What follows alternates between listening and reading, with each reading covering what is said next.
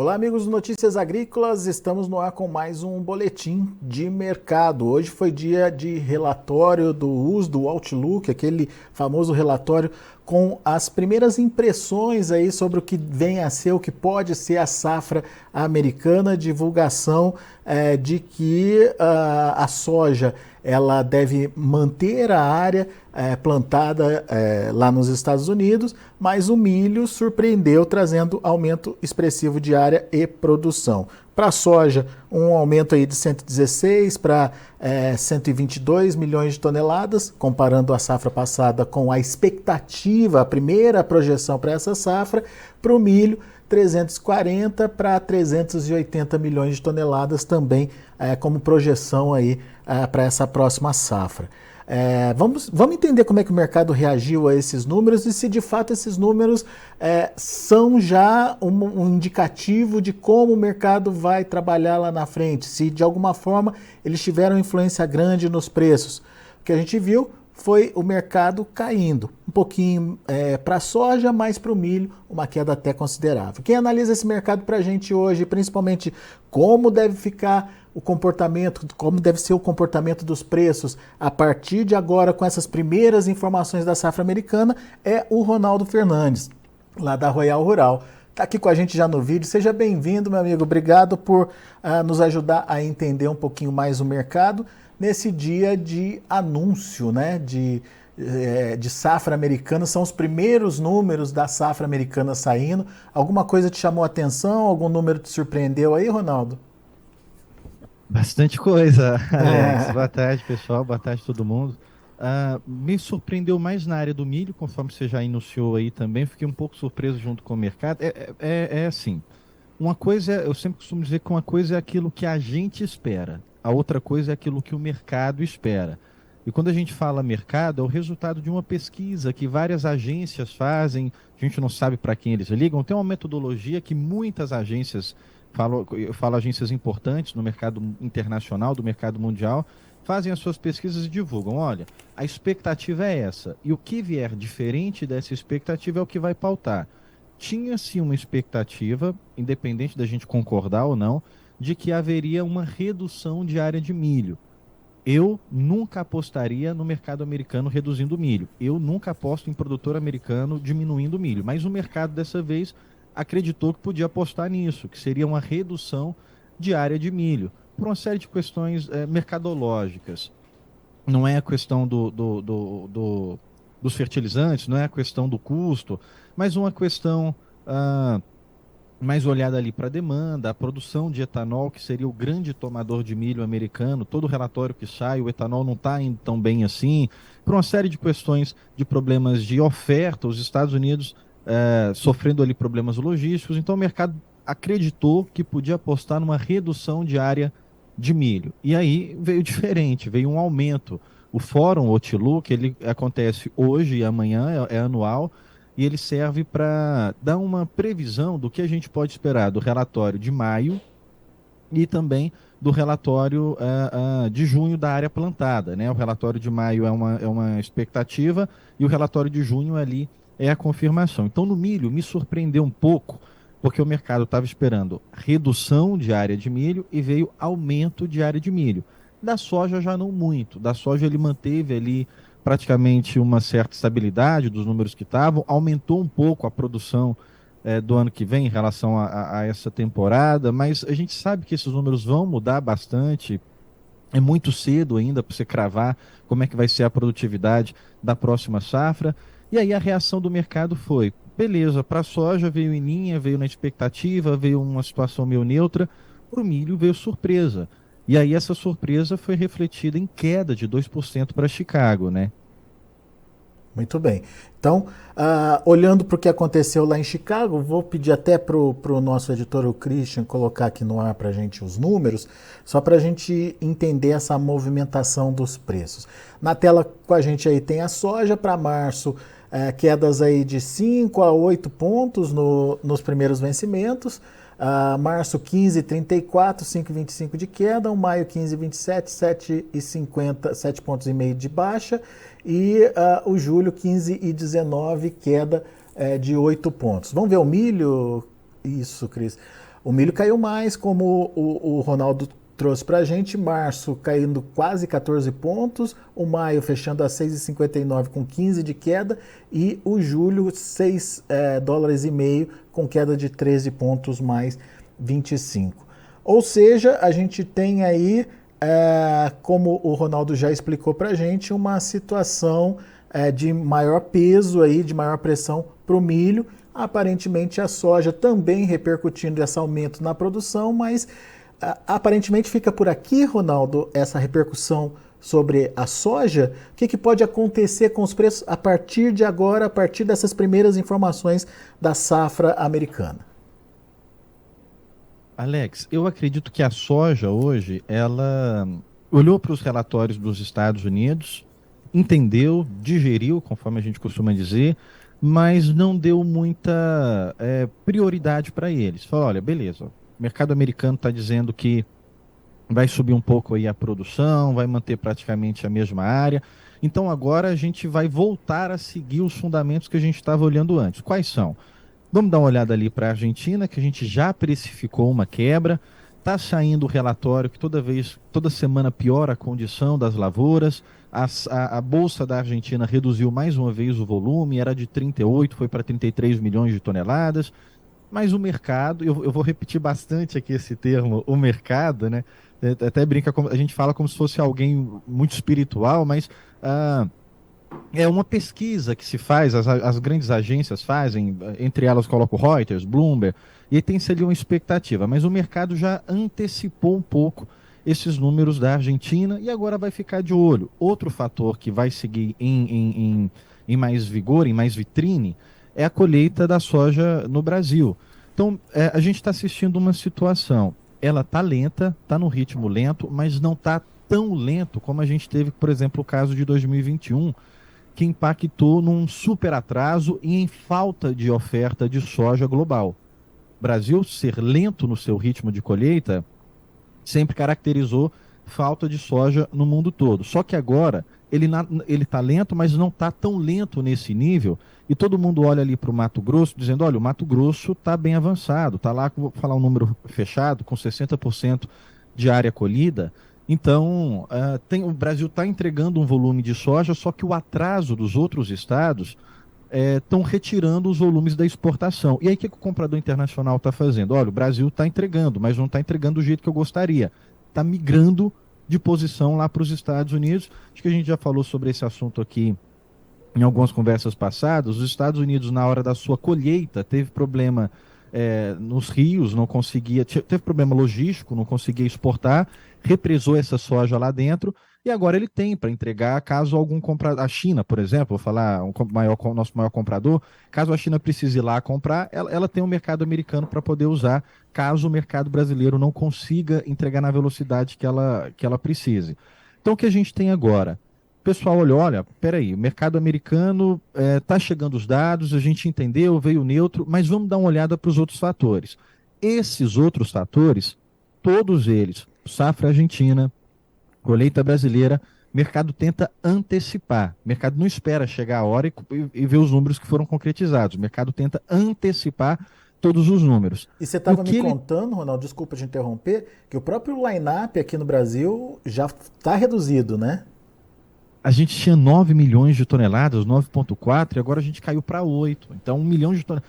8 milhões já é um grande número, é um volume expressivo. O nosso recorde para fevereiro foi ali na casa de 6 milhões, mas 9 é melhor que 8. Então, a gente já teve uma redução grande por causa desse ritmo mais lento que toma das exportações.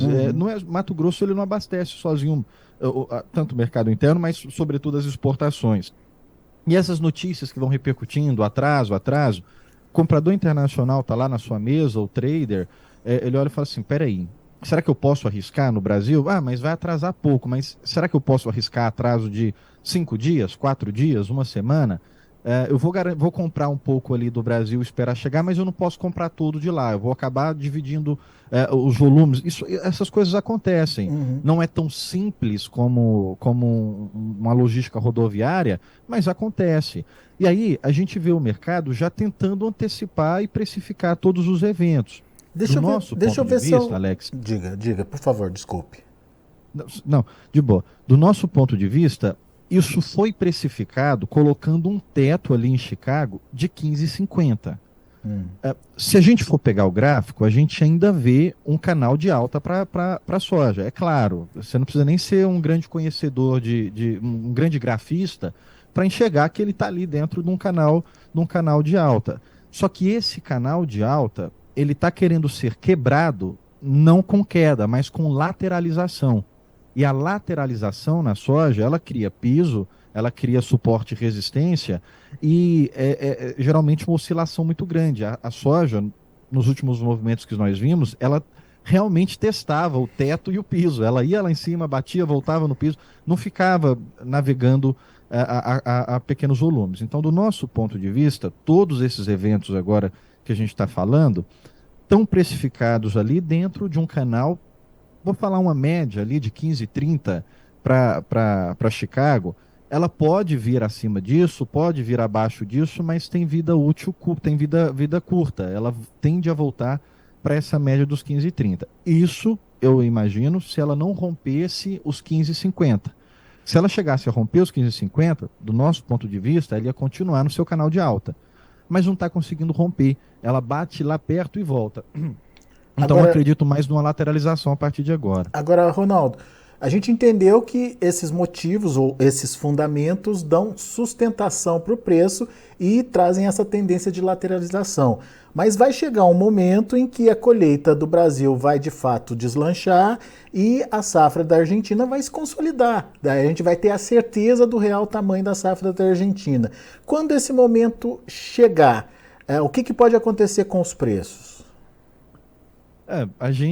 A expectativa nossa é que assim que o Brasil finalizar a colheita, bom, a gente vai ter um mercado abastecido com a grande colheita brasileira, mas pelo menos tira dos noticiários super safra brasileira, que é o que o pessoal fica batendo muito agora. Tira dos noticiários atraso de colheita. Fala, o Brasil já colheu, tá com soja aqui em armazém, quem quiser pode vir buscar. Essa vai ser a mensagem. Então, a concorrência com os Estados Unidos, a concorrência com a Argentina, ela perde aquele fator da dificuldade logística. Não tem dificuldade. Tem soja, colheu, pode vir buscar quem quer. Primeiro ponto seria esse. Mas um momento mais detalhado, eu acredito muito forte nisso, que a Argentina não tá em condições boas e a gente pode ver uma situação inédita. Toda quebra, normalmente, ela é superestimada. Normalmente o mercado fala mais que quebrou do que efetivamente quebrou. A gente viu acontecer no milho no ano passado. Quebra, na hora que colheu não se quebrou tanto assim. Eu acredito que dessa vez, esse ano, a gente pode ver o oposto. Quebra na Argentina, e quando colher, pode se ver que quebrou mais ainda do que a gente tem imaginado. E aí, Brasil terminou de colher, começar a colheita na Argentina, começar a produtividade apontadas por lá. Aí eu acredito que isso pode sim ser um fator muito forte para puxar os preços para alta, de soja para alta. Mas aí a gente divide os momentos, né? É importante a gente frisar que a gente tem uma colheita americana que não foi escoada na sua normalidade. Os Estados Unidos teve problema de escoamento em diversos momentos. Na hora da colheita, estava com os rios baixos, estavam com seca, calado baixo, o navio não conseguia passar na sua totalidade. Depois eles vieram com problema de super frio, e aí congelava os rios, também não conseguiam passar. Agora eles têm tempestade de inverno pela frente aí também já prevista. Então tem as suas dificuldades logísticas, mas tem um volume de soja que os Estados Unidos pode ofertar a mais do que o seu normal. Então eu acredito que a gente está tentando precificar tudo antes, é a função do mercado. Para que existe bolsa? Para que existe as indicações de preço? É para antecipar, não é para chegar lá na hora e ver como é que o preço vai ficar. A gente, na antecipação que eu falo, é precificar mesmo. Quanto que vai ficar? Vai ficar tanto daqui, mas a gente tem espaço ainda para quando colher a Argentina, quando terminar essa colheita brasileira, os preços terem viés de alta. Eu acredito nisso. Uhum. Alguns argumentos trazem a possibilidade da safra brasileira encobrir aí a falta da Argentina, em se confirmando aí uma quebra da magnitude que se projeta aí. A gente está falando hoje de quase 20 milhões de toneladas, é isso? A menos, De 50 para 33? A gente, se a gente for 17 milhões? olhar a conjuntura, minha avó usava muito essa palavra, a conjuntura do todo, o mercado global, ele ainda está muito demandado. A gente ainda precisa de ofertas de soja em relação ao que a demanda tem internacional. Mas aí, Alex, eu gosto de deixar muito claro isso. Uma coisa são as notícias que chegam no mercado, e eu não estou falando do nosso mercado brasileiro só, estou falando do mercado internacional como um todo. Uhum. E a outra coisa é a realidade do campo. O que vai ser precificado? As notícias ou a realidade do campo? Por incrível que pareça, o que se precifica são as notícias. E as notícias que nós temos agora é que o Brasil e os Estados Unidos estão entregando uma safra maior. Você vai lembrar que o USDA ele foi cortando a safra americana, mas começou lá em cima. Sim, verdade. Então, o que se precificou foi uma super safra também nos Estados Unidos, acima de 120 milhões de toneladas. Bem acima de 120 milhões de toneladas. Então, depois E ele se foi entregou cortando, 116, né? Hã? E se entregou 116, né? Que está dentro ali da média dele, não está muito acima nem muito abaixo, mas começou-se uma mensagem de uma super safra americana junto com a super safra brasileira. E a gente ainda tem esse espírito, essa atmosfera ainda circundando. Então, a notícia que o mercado trabalha é que a quebra da Argentina seria suprida pela oferta brasileira e pela oferta americana. No setor dos óleos, a gente tem ali a competição do óleo de palma, a gente tem Malásia, Indonésia, que vira e mexe, entram no noticiário também, controlando ou aumentando o seu volume. Então, mais uma vez fazendo exagero desse termo, o mercado tenta antecipar e precificar. Todos esses eventos já estão no radar, já são conhecidos. Então, Chicago a 15,50, vamos falar 15,30. Se você pegar o histórico, não é um Chicago baixo, é um valor interessante, é um valor considerável. O problema é que os custos também aumentaram bastante, a margem aperta um pouco. Mas 15,30 não é um Chicago baixo, é um Chicago alto. Então, quando colher a safra argentina, tem espaço para alto? Tem, eu acredito que tem. Mas aí vai entrar no radar os números americanos, projeção diária, intenção de plantio, volume de esmagamento, aí entra outras coisas para começar a balançar o mercado. No curto prazo o que a gente tem é isso. No médio prazo, nesse momento que nós estamos passando agora, é natural a gente ficar em modo de espera. No médio prazo, a gente tem que esperar os números que forem chegando. O mercado americano começou hoje, oficialmente, a sua temporada de balanços, vamos dizer assim, do agrícola. Começou hoje a sua temporada de divulgações. Vai vir relatório de maio, vai vir oferta e demanda de março. Então, um modo de espera a partir de agora para a situação da soja. Assim que passa a colheita argentina, entra no modo de espera.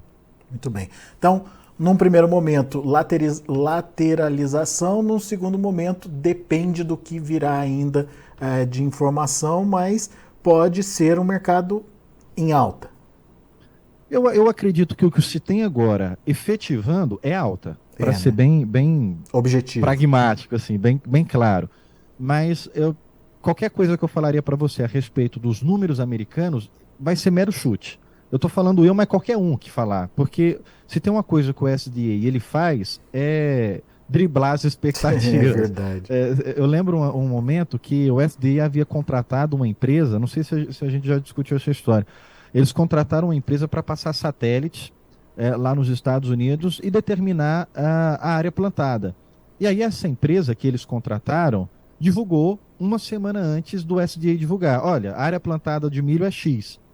E aí quando o SDA, todo mundo falou, então o SDA quando for divulgar, vai divulgar a mesma coisa. Se eles contrataram essa empresa, não vai ter diferença.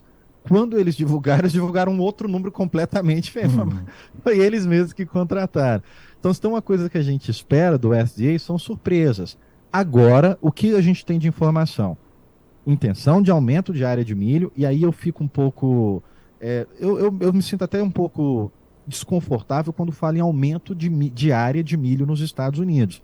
A área cultivável nos Estados Unidos ela é quase toda já ocupada, quase 100%. A gente teve a discussão quando começou a guerra da Ucrânia, os produtores pedindo para plantar Ah, tem floresta, deixa a gente derrubar a floresta para plantar, porque a Ucrânia vai faltar, não vai conseguir entregar milho, a gente precisa plantar mais. A gente até viu que quem cobriu esse buraco da Ucrânia foram as exportações do Brasil. Mas houve um movimento de aumento para tentar aumentar a área cultivada lá nos Estados Unidos. Não conseguiram, mas isso revelou, só endossou que os Estados Unidos não têm muito espaço para aumentar a área. Se ele aumenta a área de uma cultura, ele tem que reduzir da outra. Então, o que o mercado teve agora para digerir? Soja manteve ali na sua estabilidade, mas o milho aumentou muito a área. De onde que vai vir essa área que eles estão aumentando agora? E aí, Alex, só para abrir um parênteses aqui, fazendo um comparativo com o milho da B3, que a gente viu hoje o dólar ainda quase 1% de queda, a gente viu Chicago com 2% de queda, mas o milho na B3 ali mantendo praticamente uma estabilidade, não seguiu nenhum movimento forte, ficou... Então isso mostra que o cenário do milho brasileiro já está encontrando ali um piso para ficar firme, e ele veio numa sequência de quedas há muitas semanas, e agora ele pode querer inverter esse momento. A gente está no pico da entre-safra, a gente está caminhando para o pico da entre-safra, né? Então esse cenário de hoje, para mim, foi um retrato de um mercado de milho no Brasil mais firme.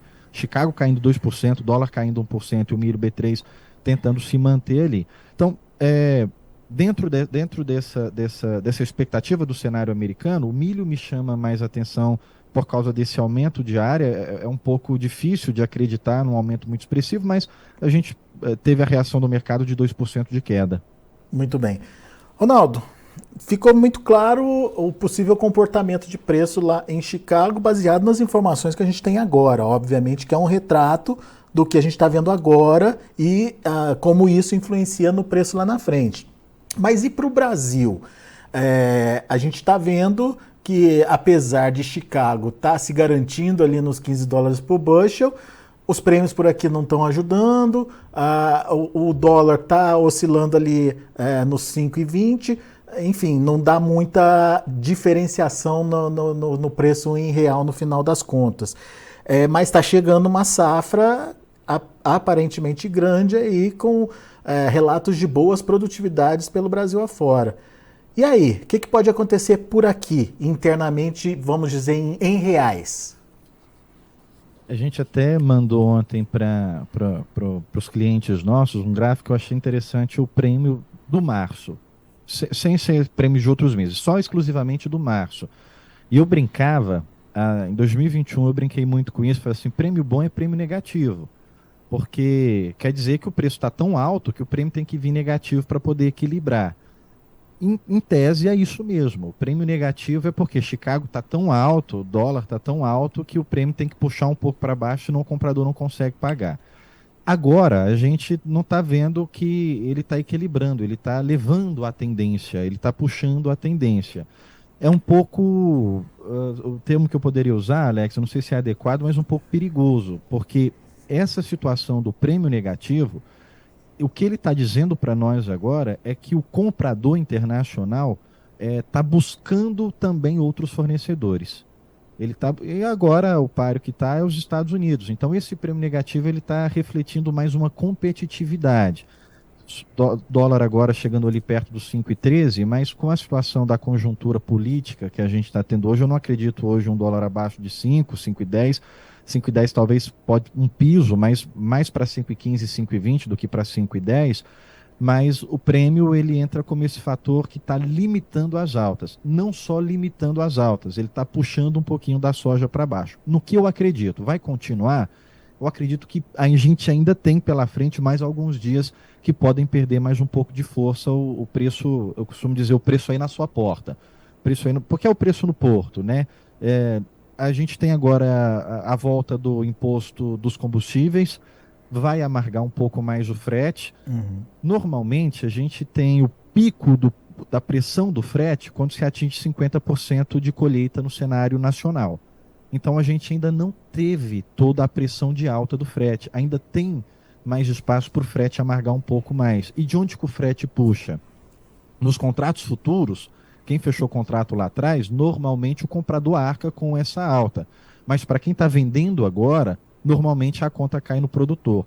Então a gente ainda tem um período, do nosso ponto de vista, de algumas semanas, talvez até o próximo mês quase que todo, para o prêmio amargar um pouco ainda mais e o frete amargar um pouco ainda mais. O problema é, mas vocês estavam dizendo aí agora que pode ser que, chegando colheita argentina, passando colheita brasileira, a gente entre num viés de alta. Sim, eu acredito nisso, mas qual que é o problema? Se cair mais, essa alta seria voltar para os preços de agora.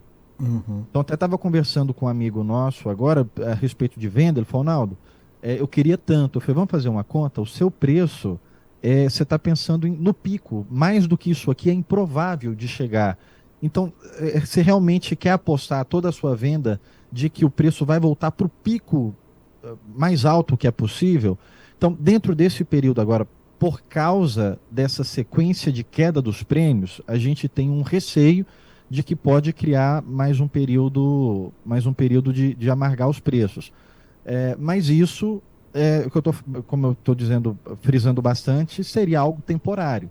As exportações voltando a tomar força, a gente fala que caiu de 9 para 8, mas a gente tem que frisar que 8 é um volume muito grande ainda. Uhum. O nosso grande volume foi 6 milhões e já era um grande volume. Então, não se tá caindo as exportações, mas está caindo ainda para um valor alto, não tá despencando lá para baixo das nossas médias.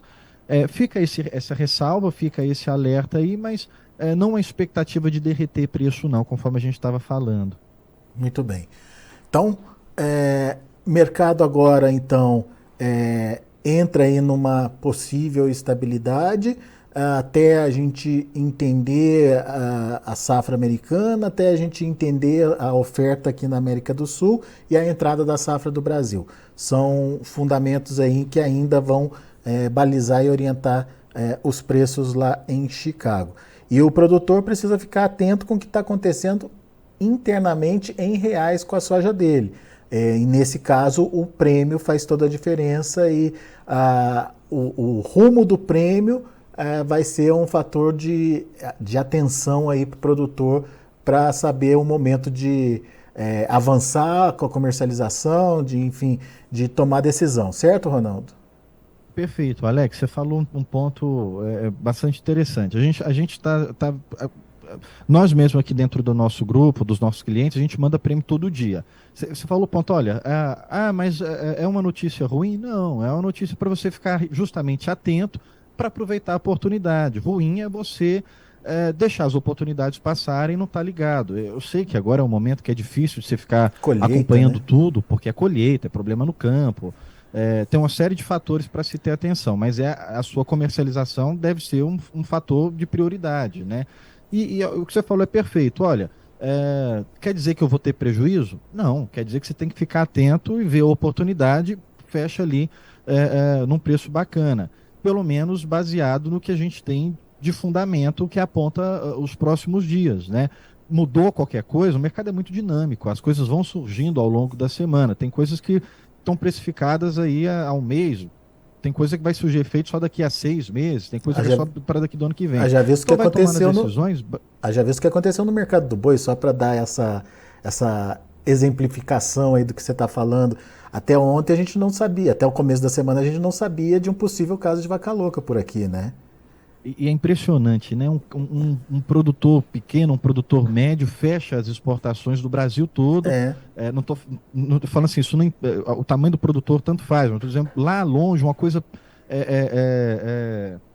inesperada, uma coisa fora do radar, completamente sem conseguir monitorar. Ninguém consegue monitorar isso. E que muda todo o cenário, né, Ronaldo? É isso que você está alertando, né? Exatamente.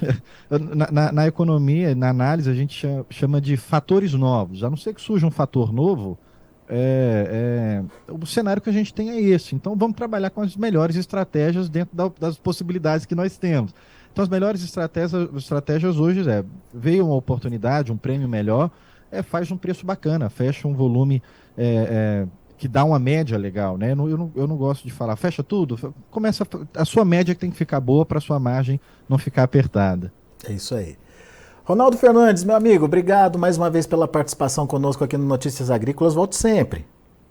Alex, eu que agradeço, estou à disposição sempre que puder. Eu costumo ter um cuidado aqui, às vezes, de não confundir mais do que esclarecer. Mas o mercado é isso mesmo, às vezes a gente mesmo, na hora que está lendo os fundamentos, fica assim, peraí, tem mais alguma coisa que tem que chegar para completar. É um quebra-cabeça, a gente vai juntando as peças e eu espero que a gente possa juntar essas peças juntos aqui ao decorrer desse ano. Muito obrigado. Legal, abraço, até a próxima. Um abraço. Tá aí Ronaldo Fernandes, Royal Rural, conversando com a gente direto lá de Londres.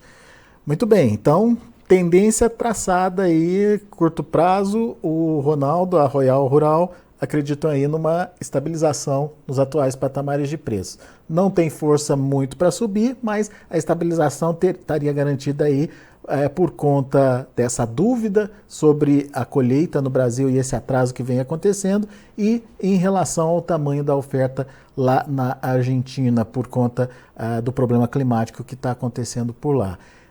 Daqui a pouco a safra americana começa a entrar no radar. Hoje surgiram os primeiros números da safra americana, surpreendendo para milho, mas deixando o mercado aí sem grandes impactos para a soja, que veio sem aumento de área, mantendo mais ou menos a mesma área do ano passado e com a expectativa de safra cheia, como aconteceu no ano passado, acima de 120 milhões de toneladas. Obviamente que depois, por conta de problemas climáticos, essa safra reduziu por lá. Mas nada muito fora do radar das expectativas, enfim, para a soja, e por isso o mercado balançando menos. No caso do milho, não. No caso do milho, a gente teve aí uma influência mais negativa da expectativa que se gerou em cima dos números trazidos pelo Outlook, sobre a safra de milho americano, um aumento expressivo na oferta, na produção e na área plantada por lá.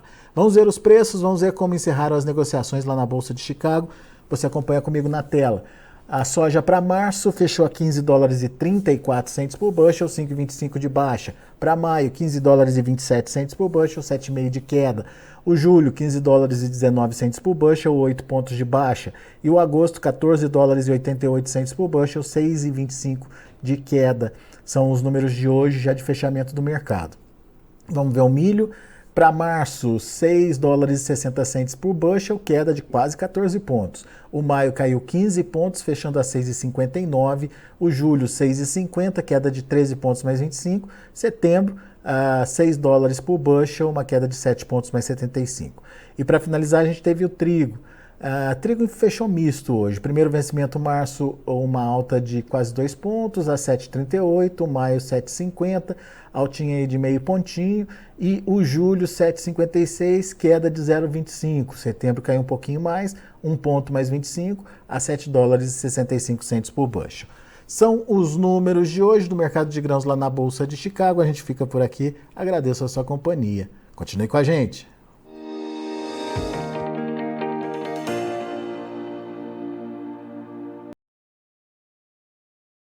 Participe das nossas mídias sociais, no Facebook, Notícias Agrícolas, no Instagram, @Notícias Agrícolas e em nosso Twitter, @NoteAgri. E para assistir todos os vídeos, se inscreva no YouTube, na Twitch, no Notícias Agrícolas Oficial.